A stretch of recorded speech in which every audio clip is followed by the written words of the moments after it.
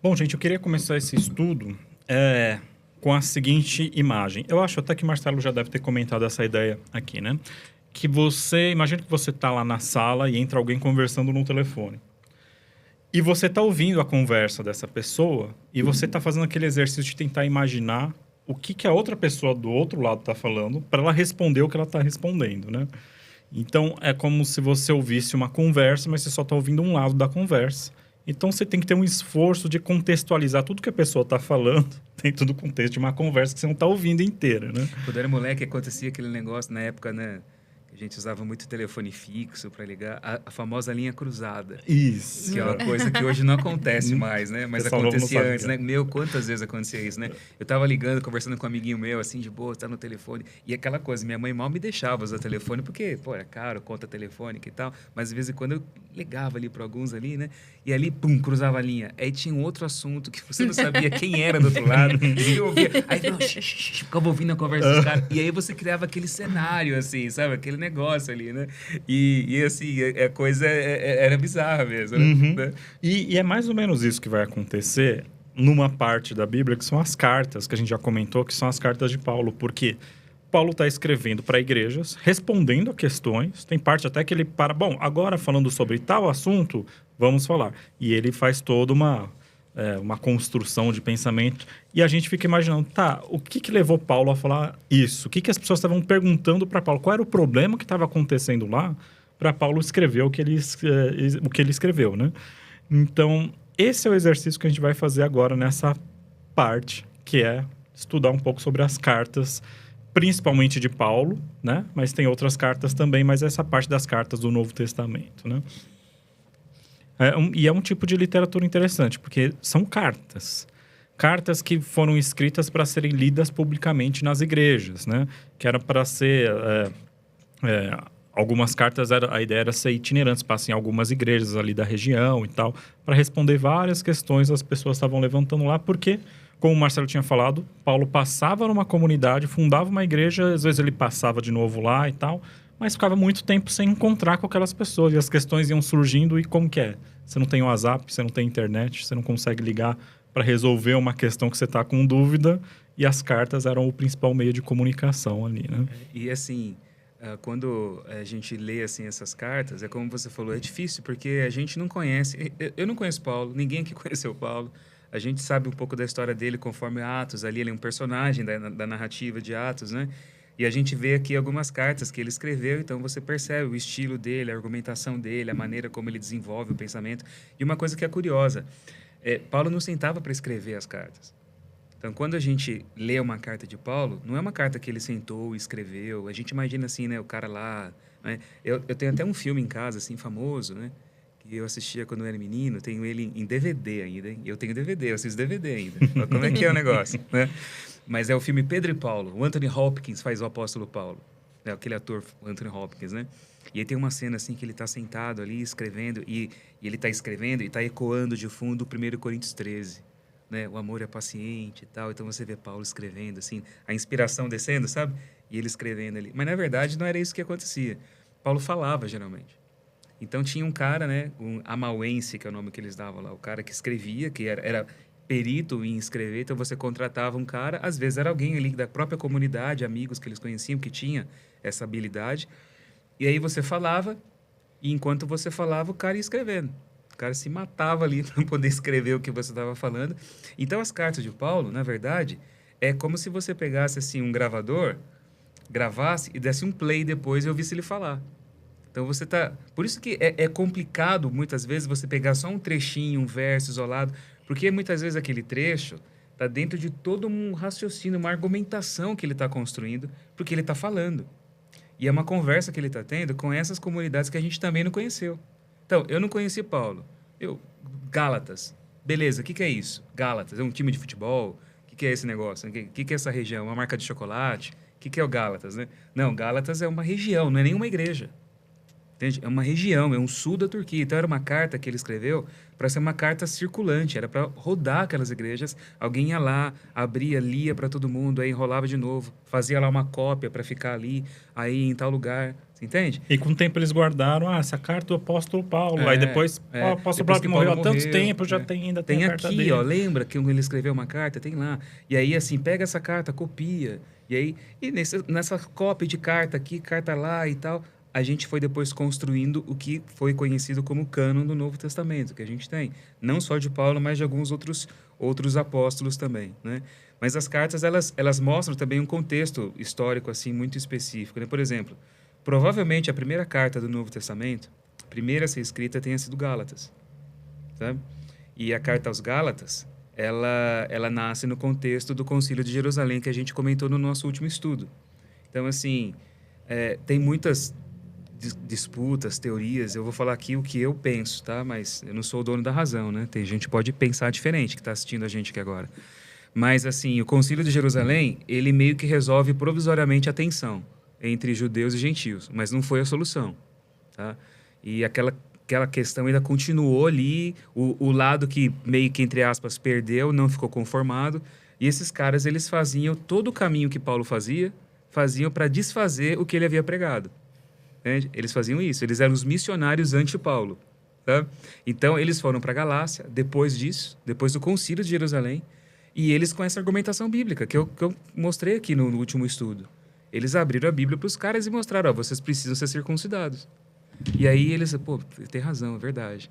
E eles começaram a se circuncidar. E quando Paulo descobre isso, ele fica indignado, enlouquecido, ele pira. E é engraçado que as cartas normalmente têm um comecinho, né? Ela começa, Paulo para a igreja tal, e ele começa a introduzir. Em Gálatas, eles falam, eu estou extremamente espantado. É um chute na porta. Ele fala insensatos, né? Como vocês mudaram Insensatos. tudo que eu ensinei tão rapidamente. Isso é espantoso. Na verdade, que ele fala assim, Gálatas, imbecis, seus idiotas. Ele fala assim, quem ensinou você? Vocês estavam indo tão bem, estava tão bem aí. Quem chegou aí e iludiu, enganou vocês? Vocês caíram numa ilusão. Isso é falácia, é cilada, Binho. Sabe aquele negócio? Cilada, Binho. É isso que ele está falando lá. Eu mostrei para vocês Jesus crucificado, só. E por que isso era tão importante para Paulo? Porque as igrejas que eram fundadas, elas eram para ele, né? E na concepção dele, pequenos núcleos onde a nova criação, que a gente falou aqui no estudo do batismo e tal, essa nova criação, essa nova humanidade era possível de ser vista e ser vivida. Então, assim, eles viviam numa sociedade greco-romana onde você tinha toda aquela estrutura, né, da organização social muito bem definida. Você tinha senhores, escravos, o imperador, aquela coisa toda. Então, viver os valores do reino de Cristo era entrar em choque contra tudo isso. Então, eles sofriam por causa disso. Mas dentro, entre paredes, entre eles, aqui, o que se vive é a nova criação. Aqui não tem mulher, não tem homem, não tem escravo, não tem liberto, não tem gentil, não tem pagão. Não tem judeu, aqui não tem judeu, não tem grego. Aqui é todo mundo um só em Cristo. Então, as comunidades eram para ser núcleos dessa nova criação já nascendo na história da humanidade. E aí, quando você manda circuncidar esse povo, você está jogando tudo isso fora. Quer dizer, não tem essa união entre judeus e gentios. Tem diferença, sim. E o judeu tem prerrogativa e preeminência em diferença em relação ao gentio. Então, Paulo fala, vocês estão jogando fora o projeto daquilo que Jesus concretizou na história humana. Vocês estão acabando com aquilo que ele fez, com aquilo que ele fundou. Vocês estão voltando atrás. Por isso ele fica tão indignado. Ele fica tão indignado que a carta que ele dita, ele está, assim, furioso. Sabe? Ele dá aquela introduçãozinha bem assim, protocolar, e já vai chutando a porta e dando paulada em todo mundo, sabe? E ele fala, eu queria que esses caras que fossem aí, que foram aí mandar vocês circuncidarem, já que o negócio deles é cortar mesmo pedaço, que se castrem todos. Eu quero que todo mundo fique capado. Ele fala assim. Pra não se reproduzir. Pra não se reproduzir. Já que cortar vai pro céu, corta tudo. E aí vocês vão ser salvos de uma vez. É uma carta super tranquila da gente ler em casa, né? Gálatas. Ai, que Gálatas. Pras suave, né? E era uma das cartas preferidas de Lutero, porque Lutero era um cara também sangue quente. E aí ele viu Gálatas, pô, Paulo tá na mesma vibe que eu, sabe? Mas o interessante dessas cartas é que toda aquela tensão que a gente explicou, agora a gente está vendo alguém envolvido escrevendo sobre o assunto, e a gente vê que tem uma tensão muito difícil de ser equilibrada, que é assim, eu tenho uma comunidade diversa na minha igreja, de pessoas de origens diferentes, e eu quero aceitar essas diferenças. Não quero que seja todo mundo igual. Mas, ao mesmo tempo, essas diferenças, elas não podem se colocar uma em cima da outra para saber quem é melhor e quem é pior. Então, é muito difícil uma comunidade onde tem pessoas muito diferentes, mas que aceitem as suas diferenças sem colocar isso numa hierarquia. Para colocar, olha, no caso da igreja primitiva, que eram os judeus e os gentios, né? Os de origem judaica e os de origem pagã, falar, não, a gente que é judeu, a gente sabe que a gente é melhor que eles, mas deixa eles lá, coitados. E os caras de origem pagã falam, os judeus, os caras são tudo legalistas, né? Mas a gente sabe que a gente é melhor, que a gente aceita mais Jesus que eles. Então, esse tipo de burburinho deve ser uma coisa muito difícil lá no contexto de Paulo, para você gerenciar. E a gente sabe porque a gente convive em igreja, a gente sabe como é hoje. Vai virando uma panela de pressão, né? Vai virando uma panela de pressão. E como que Paulo resolve esses conflitos? Isso que eu acho muito bonito nas cartas dele. Qual que era a tática de Paulo? Ele não vai trazer doutrina porque eles não estavam ali ensinando doutrinariamente ninguém, sabe? Ele não vai fazer isso. Ele vai sempre relembrar a história de Jesus e a história de Israel. Quando ele escreve para os coríntios e para outros ali, que a maioria deles são todos gregos e estrangeiros, gentios, ele fala, porque os nossos pais no deserto. Como assim? O cara é grego, ele não tem nada a ver com os pais do deserto, Israel, sabe? Mas eles agora fazem parte da mesma história. Eles fazem parte dessa narrativa, entende? E ele quer fazer com que eles se entendam como parte dessa história. Essa história lá é de vocês. Vocês fazem parte dessa nova realidade. Vocês estão vivendo a concretização daquela narrativa dos profetas. Então, pense a história. Então, tenham em vocês o mesmo sentimento que houve em Jesus. Jesus que foi assim, assim, assim. Por isso, ele se esvaziou, se tornou como um servo, morreu na cruz e tal, ressuscitou, está agora à destra de Deus e todo joelho vai se dobrar. Essa é a história. Vocês fazem parte dessa história. Por causa disso, vocês, maridos, vão tratar suas mulheres assim. Vocês, mulheres, vão agir dessa forma. Vocês, pais, vocês, senhores, vocês, escravos.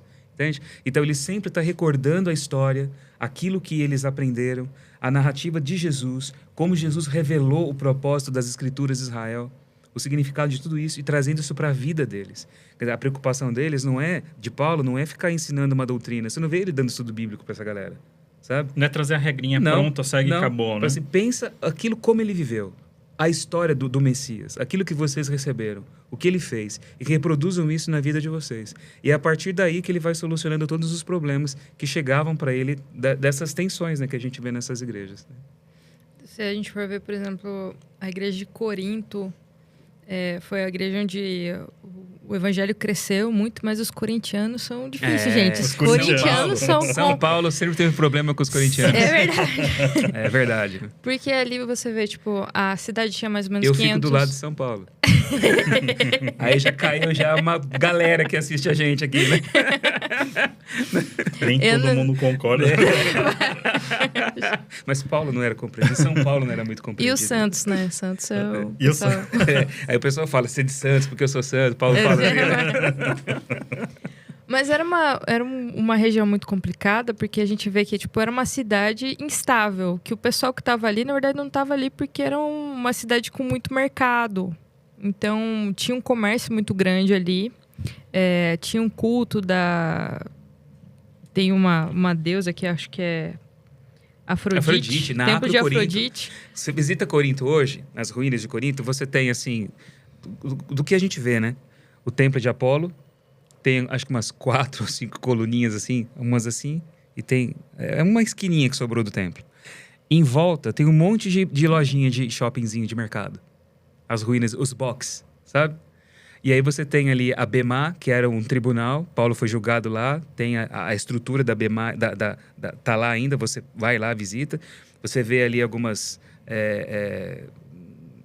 estradas, a principal avenida, eles chamam de Cardo, de Corinto, tem as ruínas ali, e você tem a montanha enorme. Atrás da montanha fica Cencreia, que era a região de Febe, né? E ali tinha uma igreja também. Tem uma montanha gigantesca, e lá em cima tinha um templo da Afrodite.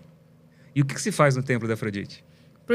Prostituição, prostituta cultural. Então você, por exemplo, você estar com uma prostituta, você ter algum tipo de relação com ela, é você ter contato com a divindade, porque a prostituta estava ali em transe.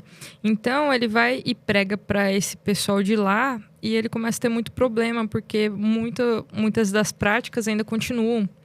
E outra coisa é que as pessoas começaram a ver Paulo, começaram a ter um culto à personalidade. Então, Paulo não é tão legal, porque ele começa a ser muito duro com a gente, ele fala pra gente parar de fazer as coisas que a gente tá fazendo aqui.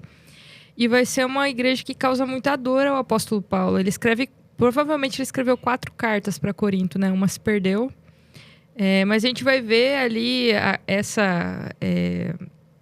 1 Coríntios 13, né?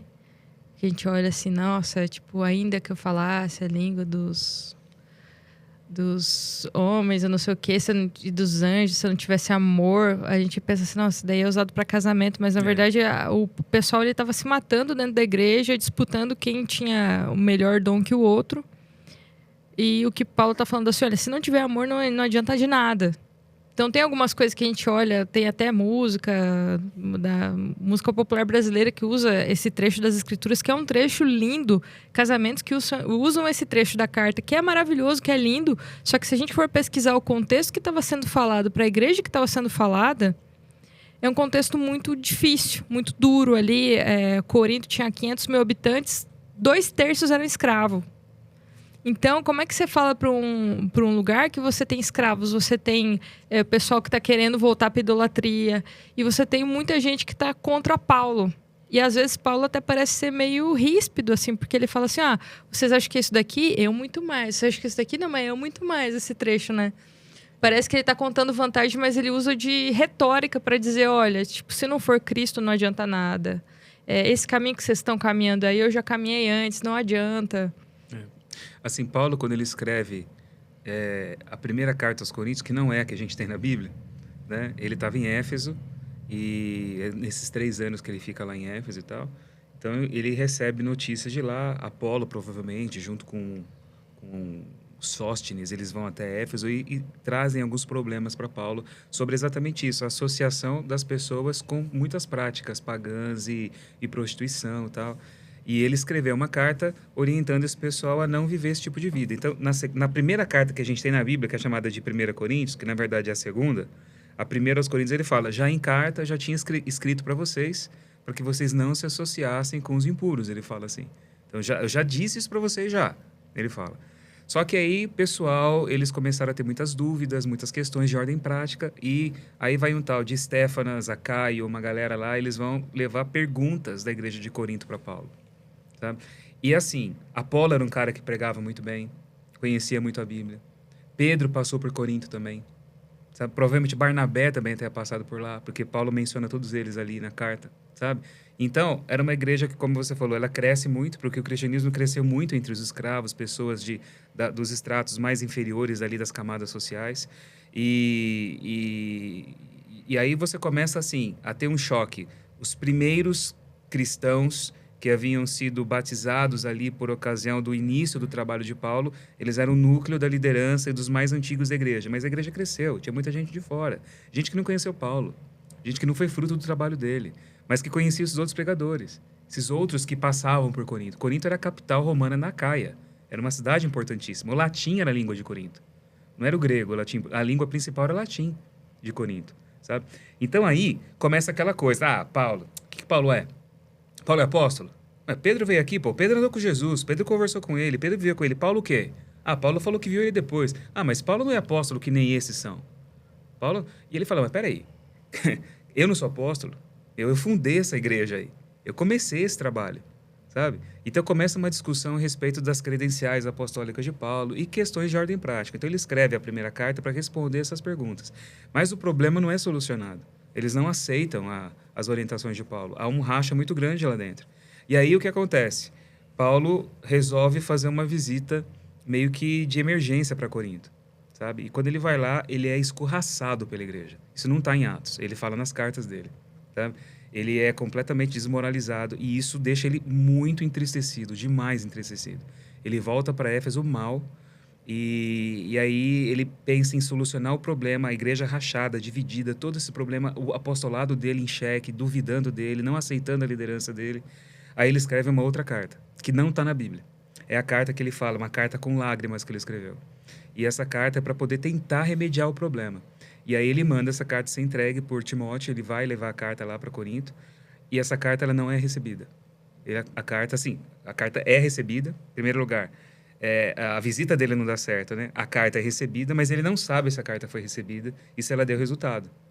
Então, ele fica naquela tensão, não é? Ele só pode voltar, acho que quando se tiver indicações. Aí ele está em Éfeso, enquanto ele está mandando essa carta, né? Ele mandou, já essa é a terceira que ele manda para a igreja de Corinto, né? A gente tem a segunda na Bíblia como a primeira, mas essa é a terceira que ele manda a carta com lágrimas. Ele não sabe se ela surtiu efeito ou não.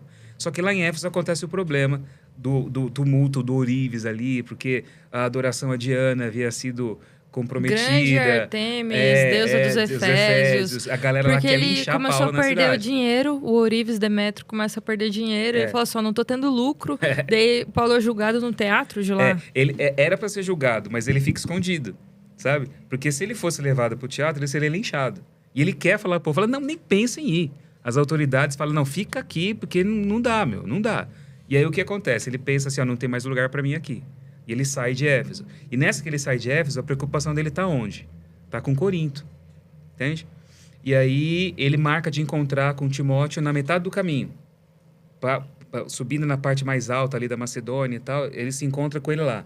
E quando ele encontra com Timóteo, Timóteo fala assim, olha, aquela carta que você escreveu, a carta com lágrimas, a carta que você... Assim, em Gálatas ele está nervoso aqui, imagina ele escrevendo, tô com todo o coração dele, assim... com essa coisa, né? Com essa passionalidade que ele tinha. Fala, aquela carta que você escreveu, deu certo. Os caras entenderam. Os caras se arrependeram de muitas coisas. Os caras, eles estão abertos agora para você. Aí Paulo fica felicíssimo da vida com isso. Sai um peso dele. Aí ele escreve a segunda carta aos Coríntios, que a gente tem na Bíblia, que na verdade é a quarta. Entende? Aí ele fala assim, olha, aquela carta que eu escrevi, graças a Deus, recebi notícias boas de vocês. Vocês não sabem o que eu passei agora em Éfeso. Quase que eu morri. Porque ele entra em depressão depois que ele sai de Éfeso. Ele fica muito mal. Ele eu tive que lutar pela minha vida, ele fala. Então, a ameaça foi muito grande, as provações foram muito grandes, ele diz. Mas eu recebi conforto de vocês com a visita de Timóteo, trazendo notícias. Aí ele escreve uma carta, todo felizinho e tal. Agora eu posso falar o que eu quero. Então, ele vai orientar alguns problemas. Ele fala dos superapóstolos, dos caras bambambam, e ele vai defender as credenciais apostólicas dele, como você falou. Ele diz assim, olha, eu sofri muito. O apostolado é marcado não pelo sucesso, não pelo helicóptero, jatinho, sabe? Não com um cara, sabe, né, que vive assim, cabeça não calda. Ele fala, eu fui perseguido, apedrejado, naufraguei. Então, eu sofri como Jesus sofreu.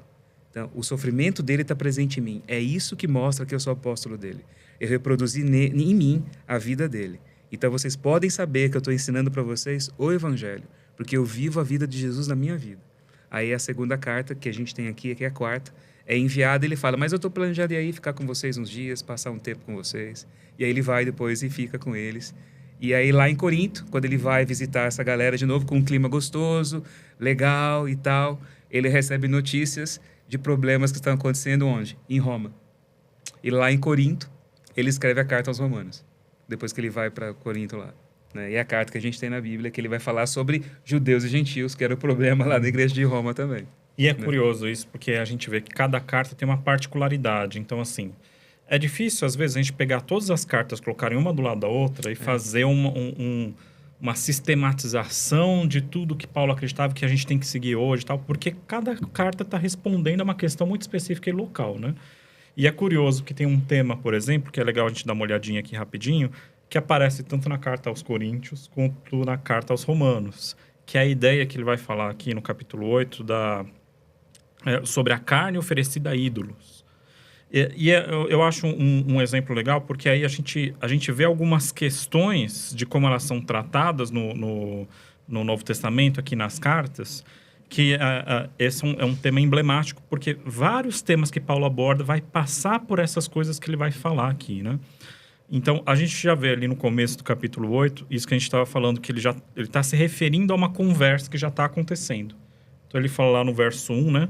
No que se refere às coisas sacrificadas a ídolos. Então, ele está falando de outra coisa no verso anterior. Ele fala, bom, agora vamos abordar esse tema, né?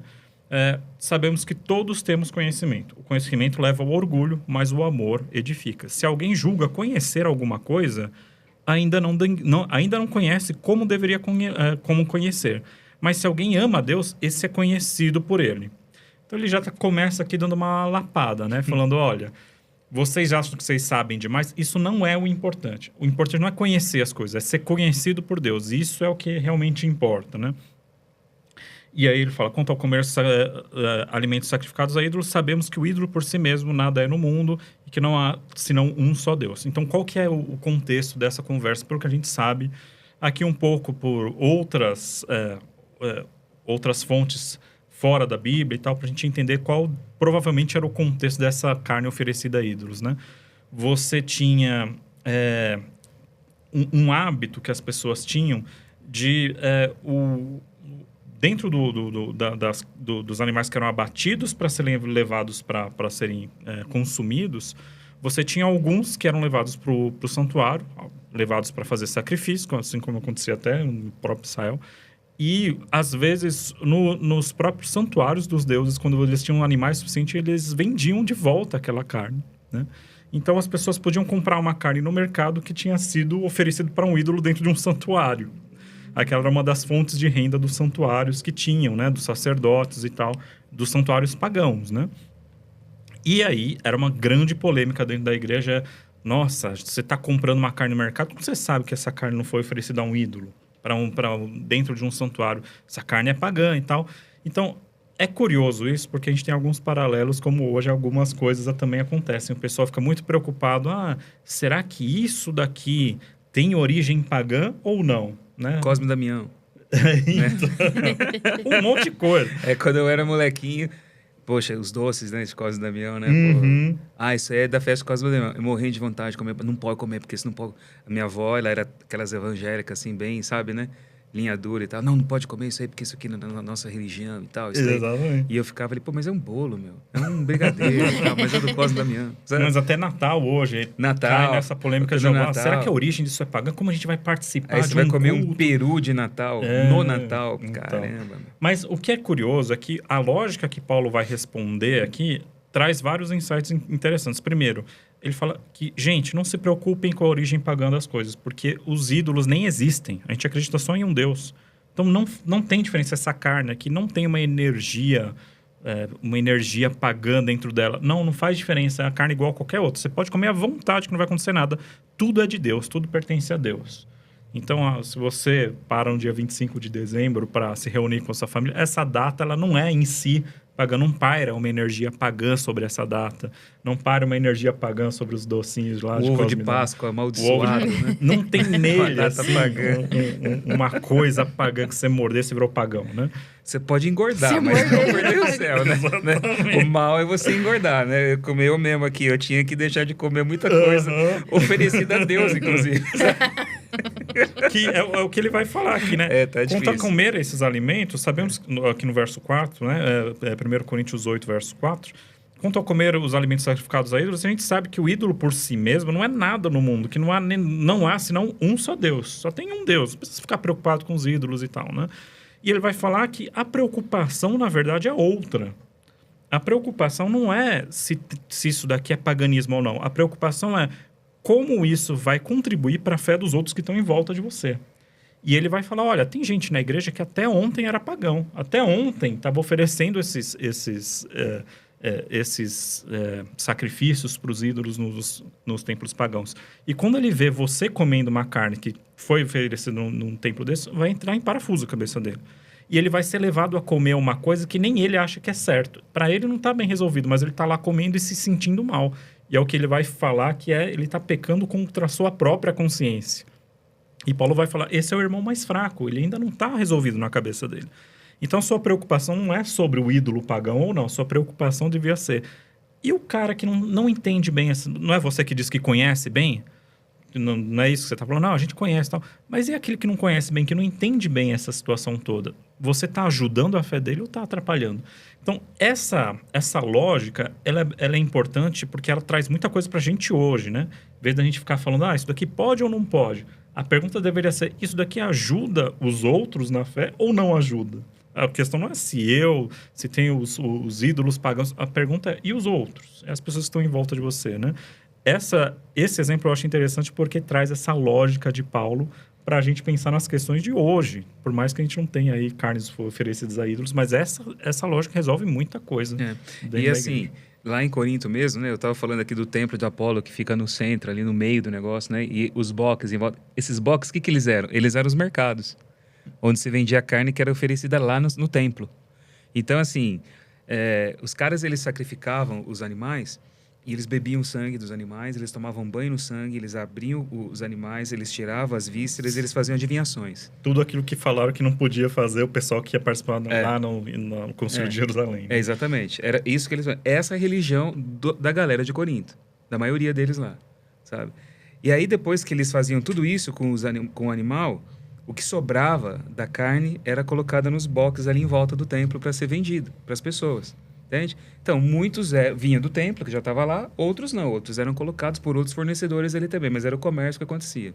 Mas na cabeça de muitos desses cristãos que aceitavam Jesus, desses primeiros cristãos dessas localidades, hoje para a gente está muito bem claro, né? Hoje a questão é a seguinte: Deus existe ou não? Então, o ateu não acredita em nada, não tem existência nenhuma do sobrenatural, do metafísico, né? O que tem fé, o que acredita, né, o que é religioso, ele crê que existe um Deus. Se você é cristão, esse Deus, Jesus, é o filho desse Deus e tal. Mas naquela realidade lá, esses caras, eles criam em vários deuses. Vários. A religião grega é uma religião politeísta. Então, os deuses, eles são como seres humanos superlativados. É a galera da DC e da Marvel. Esses caras são os deuses, entende? São super humanos, por assim dizer, né? E você servia esses caras. Na cabeça desses primeiros cristãos, alguns deles, não é que eles deixavam de acreditar na existência desses deuses. Eles adotaram um outro, que é Jesus. Que é mais forte, que é o maior outros. de todos. Uhum. Entende? Ele tá assim, você tem Zeus, você tem Olimpo, mas a gente descobriu que tem um que é maior ainda que os Zeus. Zeus não é aquilo que fala que ele é. Ele não é o cara, o bambambam. O bambambam é Jesus. Mas esse povo tá lá. Se você come uma carne oferecida a Apolo, o que você está fazendo? Você está se tornando um com o Apolo. Mas você pertence a Jesus. E aí vai dar um ruim aí no mundo espiritual. Porque o Apolo vai ficar com ciúme, Jesus também vai. E é um rolo na cabeça desse povo, entendeu? O que você está fazendo comendo uma carne oferecida? Por isso que ele é o fraco. Paulo fala, fraco assim, não é no sentido, esse cara é fraco, sabe? Uhum. Mas assim, ele está começando, ele não entendeu, ele não sabe, tem que ter paciência com ele ainda vai se tornar forte. Nós que somos fortes, ele fala, quer dizer, nós que já crescemos, entendemos, temos maturidade na fé, a gente sabe que é um só Deus e o Pai do Senhor Jesus Cristo, mais nada. E ele que é toda a autoridade. Mas esse povo ainda está num processo de entender, de desconstruir ainda a visão de mundo que eles tinham, que eles herdaram dessa cultura. Tá? Tem que ter paciência com eles. Então, para que se colocar em choque com esses caras? Eu como de tudo. Paulo fala, eu não tenho problema nenhum. Então, bolinho do Cosme Damião, manda sossegado. E qualquer coisa, Natal, não tem problema. E até sabe? fala, come sem nem perguntar não de onde pergunta. veio. Mas se alguém chegar e falar assim, isso aqui veio lá do templo do Apolo. Aí você... Não, coma não por causa de você. E quando ele fala consciência, não é a sua, meu irmão, mas é do outro, como você bem explicou aqui. Então, ele coloca um princípio que é muito interessante. Tem certas coisas na vida, certas questões práticas, que a gente não precisa querer causar, entendeu? Você tem a sua visão. Tem muita coisa que, para mim, durante a minha vida inteira como pastor, nunca tive problema em fazer, em praticar. Não achava que isso era contrário à essência do Evangelho e nem a minha fé em Jesus, não afetaria meu relacionamento com Deus. Mas para muitas pessoas que eram conduzidas por mim nas minhas igrejas, pessoas que me conheciam como pastor, se me vissem, porque elas têm reservas quanto a certas questões, poderiam não entender, poderiam ficar chocadas, poderiam, que coisa, sabe? Então o que eu fazia? Eu não fazia. Entende? Não fazia. Entendeu? Então, assim, era uma questão minha. Tá? Assim, pode até, assim, para muitas pessoas, eu não sei para quem está assistindo a gente aqui agora, mas que nem a gente estava comentando naqueles estudos anteriores do episódio 9 do Star Wars. Eu fui no cinema assistir, fui com meus filhos. Para mim não tinha problema nenhum fazer aquilo. Para muita gente tinha. Eles achavam que aquele não era um lugar próprio. Entendeu? Eu não achava problema. Nunca afetou minha fé, nunca me distanciou de Deus, nunca me tornou pagão.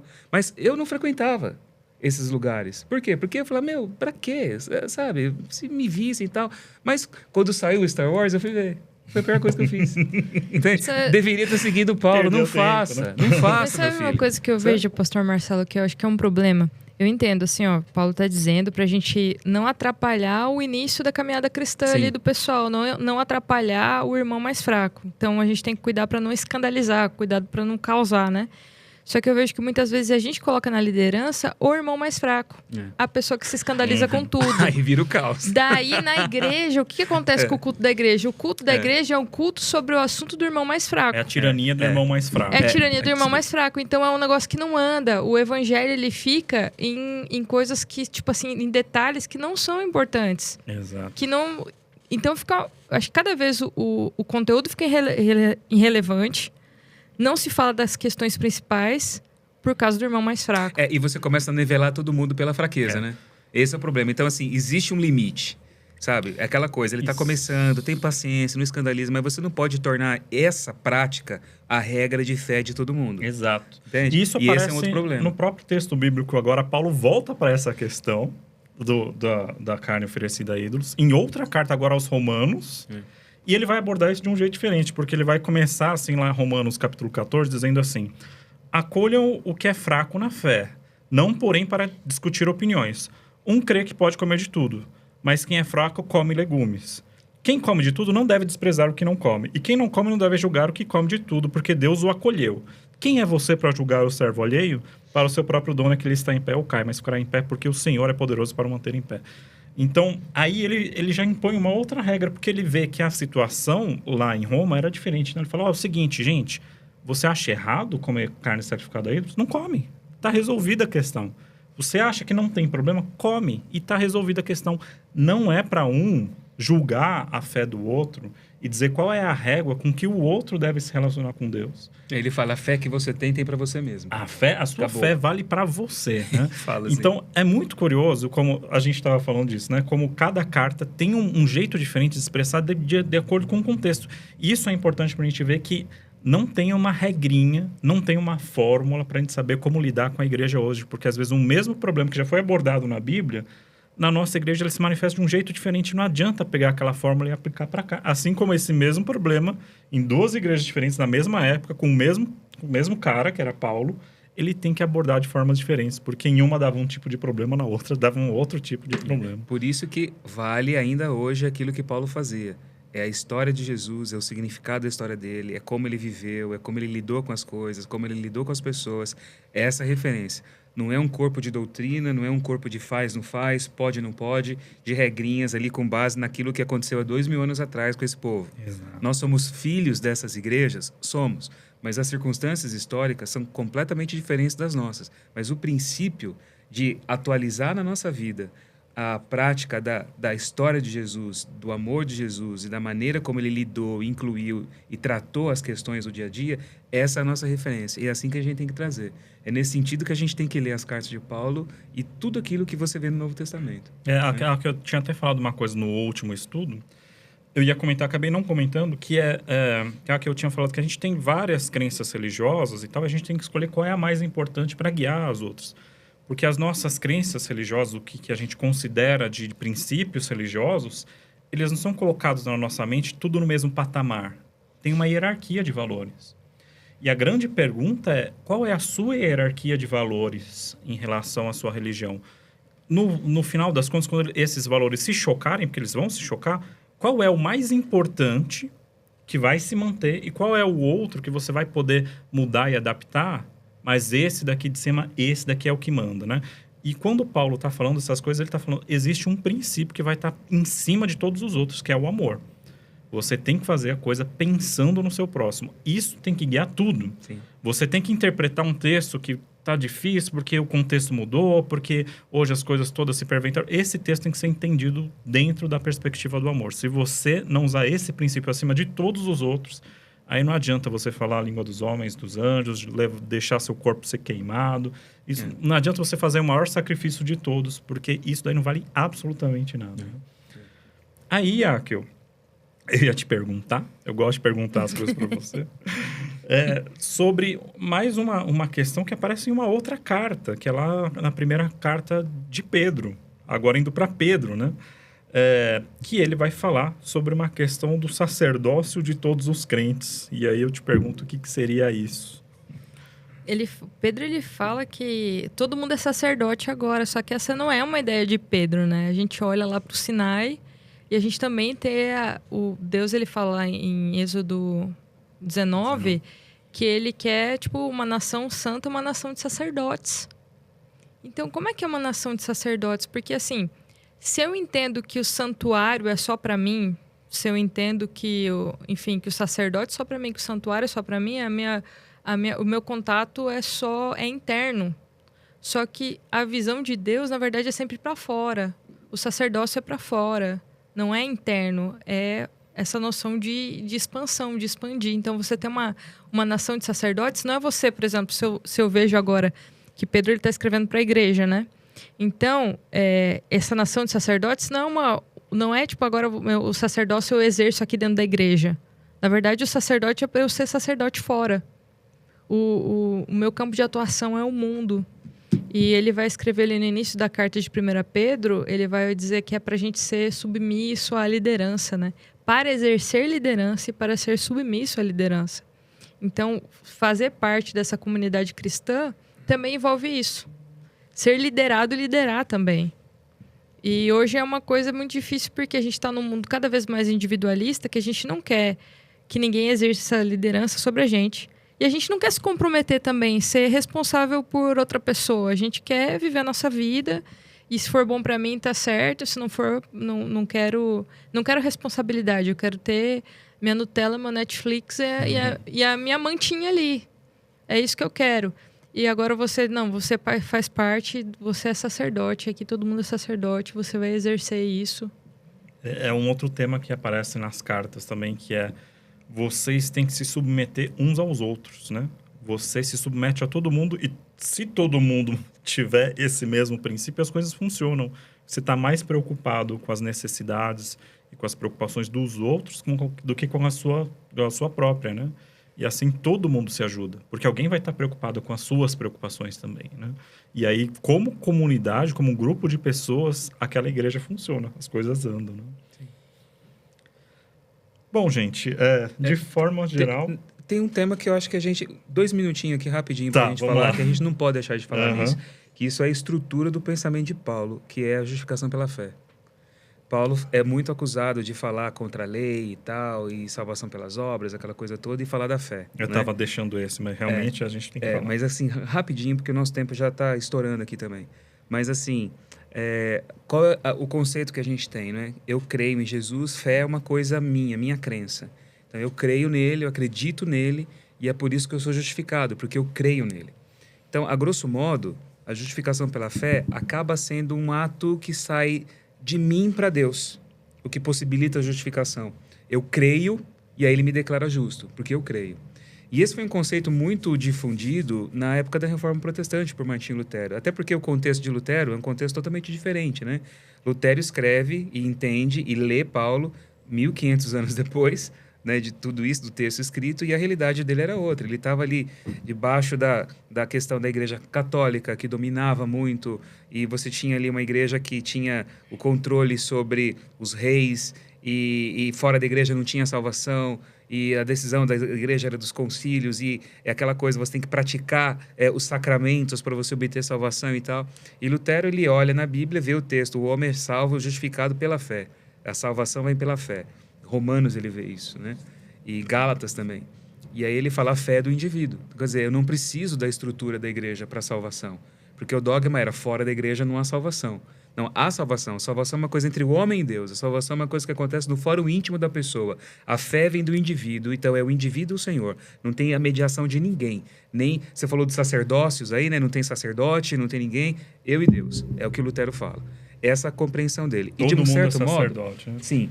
E tá baseado o sacerdócio, todos os crentes, a fé, o lance do indivíduo e Deus. Não tá errado isso que o Lutero tá falando, de forma nenhuma, sabe? Mas, assim, ele faz uma leitura que marca muito das questões que ele viveu na época dele.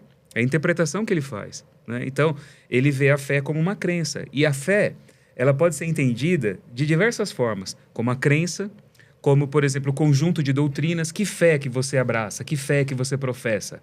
Profissão de fé é um conjunto de doutrinas, a crença do indivíduo. Mas Paulo, quando ele escreve sobre fé, a gente tem que lembrar que Paulo era judeu, lia o Antigo Testamento, e o Antigo Testamento que ele lia bastante na época dele era a tradução grega da Septuaginta, que a gente conhece hoje. E a palavra fé, traduzida pisteus, né, fé, pistes, ela vai traduzir a palavra emuná, que é fé no Antigo Testamento, que tem muito a ver com a fidelidade de Deus, né? A palavra amém, emet, verdade, emuná, são todas raízes ali dessa ideia da fé. A fé não é só uma questão de crença. A fé está ligada com a fidelidade de Deus. E a fidelidade de Deus em cumprir as promessas que ele fez na sua aliança. As promessas que ele fez a Abraão, as promessas todas ali a Davi e tal. A fidelidade de Deus. Inclusive, no Antigo Testamento, a ideia de emuná é muito mais relacionada, muito mais, o emet é uma característica muito mais divina do que do homem que acredita em Deus. Exatamente, né?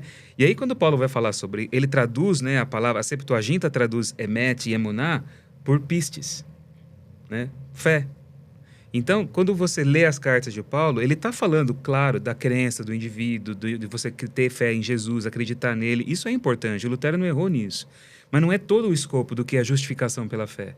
Porque o que torna o homem justo diante de Deus não é o exercício da minha crença em Deus, que é o que a gente pensa. Paulo fala, somos salvos por meio da graça, por meio da fé, pela graça, por meio da fé. Isso não vem de vocês. Quer dizer, não é minha fé, não é minha crença. Isso é um dom de Deus, ele diz. E aí a palavra fé, quando você traduz pela palavra fidelidade, ela adquire todo um outro sentido. E quer ver um exemplo claro disso? Que eu vou só usar aqui para a gente terminar. Gálatas, capítulo 2, na nossa tradução aqui comum, diz assim, Gálatas 2, verso 16. Sabendo, contudo, que o homem não é justificado por obras da lei, e sim mediante a fé em Jesus Cristo. Também temos crido em Jesus, para que fôssemos justificados pela fé em Cristo, não por obras da lei, pois por obras da lei ninguém será justificado. Agora, olha como esse texto aqui ficou totalmente repetitivo e pleonástico, na forma como ele está traduzido aqui. Porque ele diz assim, o homem não é justificado por obras da lei, e sim mediante a fé em Cristo. Também temos crido em Jesus, para que fôssemos justificados pela fé. Então, ele está falando assim, tá esquisito isso. Temos fé e também temos crido. E também temos crido. Tá uma coisa estranha, mas a palavra aqui, fé em Jesus Cristo, né? O texto grego que Paulo escreve aqui, ele vai dizer o seguinte, assim, né? Anthropos, o homem, ex ergo nomo, não é pela obra da lei que ele é justificado, de caiutai, ele coloca aqui, né? Me dia, sim, pela pisteus Iesu Cristo, ele fala, né? E aqui ele diz assim, é pela fidelidade, pisteus, de Jesus Cristo, entende? Então, o homem é justificado não pela crença dele, mas pela fidelidade de Jesus, porque ele é fiel no cumprimento das promessas, ele é fiel na encarnação da lei, ele é fiel em tudo aquilo que Deus prometeu, e ele cumpriu a fidelidade dele, sendo obediente até a morte e morte de cruz. É por isso que nós somos justificados. Também nós temos crido em Jesus, para que essa fidelidade pudesse chegar para a nossa vida. Entende? Então, assim, quando você lê assim, olha, mediante a fidelidade de Jesus Cristo, nós somos justificados, não por obras da lei. Também temos crido em Jesus, para que fôssemos justificados pela fidelidade de Cristo e não por obras da lei. Aí faz toda a diferença. Muda completamente. Então, assim, a fidelidade, o homem é salvo e justificado pela fidelidade do Senhor. E é claro, quando eu creio nessa fidelidade, essa fidelidade ela é vivida, ela vem até mim, eu me aprofundo nela, mas não é a minha fé que vai me tornar justo. É aquilo que ele fez. Sempre aquilo que ele fez. E quando você vê desse ponto de vista, toda aquela tensão entre Tiago, que também fala de... vocês creem que Deus é só grande coisa, os demônios também creem, tremem e tal. Isso faz sentido, porque Sim. não é só a questão, não é só acreditar, porque isso é curioso que a gente vê na nossa sociedade. Tanta gente que acredita em Deus e faz coisas terríveis. Você fala, como é possível? A crença em Deus não transformou essa pessoa? É uma crença em Deus, mas que não permitiu que a fidelidade de Cristo transformasse ele. Né? Exatamente. Então, a gente entende que não é só o fato da crença, mas é a fidelidade do Senhor, sabe? E aí a gente já vê... Claro, tem muitas discussões em torno disso que podem ser colocadas aqui, a gente não tem tempo para isso, mas é só para entender como que uma questão que é tão importante no estudo do Novo Testamento, naquilo que Paulo escreve, ela às vezes acaba não sendo compreendida por questões culturais e por traduções que a gente recebe, né? Então, assim, Lutero não errou, mas ele não entendeu e abrangeu de maneira completa aquilo que Paulo também falava, né? E quando a gente vê o transfundo, judaico, a maneira como Paulo entendia as escrituras, aí a coisa faz sentido pra gente, né? Mas isso aqui são só alguns temas que a gente vê nas cartas aqui, que estão aí para o pessoal ler, a gente estudar. teve que pensar, escolher alguns que representassem de alguma forma o jeito das cartas sendo, porque tem muitos outros só lendo todas as cartas para você entender esses temas todos. E aí a gente vai no próximo estudo entender mais uma dessas, é mais ou menos carta, mas não segue exatamente o mesmo estilo, né? Que fala de um tema importante. A gente se fala então no próximo estudo. Até o próximo, Até o próximo, então. Beleza.